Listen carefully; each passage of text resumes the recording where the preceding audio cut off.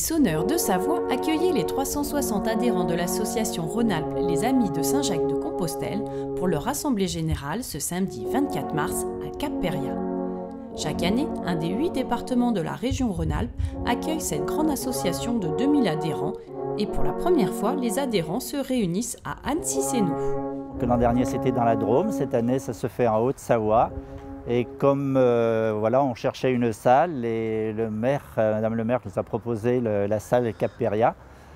Donc on a sauté sur l'occasion parce que Annecy, maintenant faisons partie d'Annecy, c'est la capitale de la Haute-Savoie. Donc c'était bien que ça se passe au sein de Annecy et la commune déléguée de Sénou.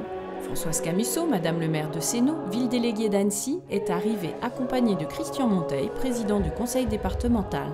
Ils ont pu découvrir l'objet de cette grande association, favoriser le pèlerinage des pèlerins qui vont à Saint-Jacques-de-Compostelle en Espagne.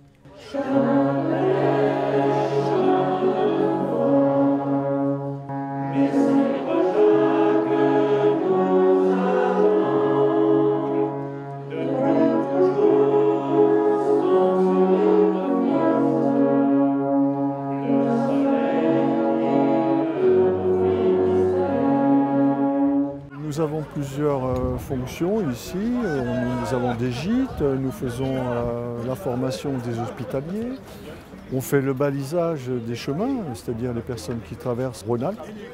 On est à la disposition des pèlerins. Mais qui sont ces adhérents? Des religieux, des sportifs ou les deux? On pense qu'à peu près que 50% il y a une motivation spirituelle, pas forcément religieuse, mais au moins spirituelle. Et que l'autre moitié, c'est des gens qui font ça plutôt sur le plan randonneur, mais quand même toujours avec un aspect comment dire, d'analyse un petit peu de soi-même, de marcher, de profiter de l'espace, de la nature, etc.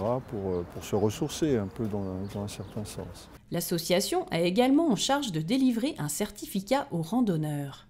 Alors on délivre ce qu'on appelle une crédentiale, c'est-à-dire un document qui fait que le pèlerin, à l'époque, quand on a commencé les premiers pèlerinages, était quelqu'un de sacré. Et donc il avait une accréditation pour être reconnu à Saint-Jacques quand il arrivait en Espagne. Et on lui délivrait ce qu'on appelle la Compostela, c'est-à-dire une espèce de certificat comme quoi il a fait le pèlerinage dans un sens religieux et spirituel. Voilà. Ça y est, vous vous sentez prêt à partir sur les chemins de Saint-Jacques-de-Compostelle?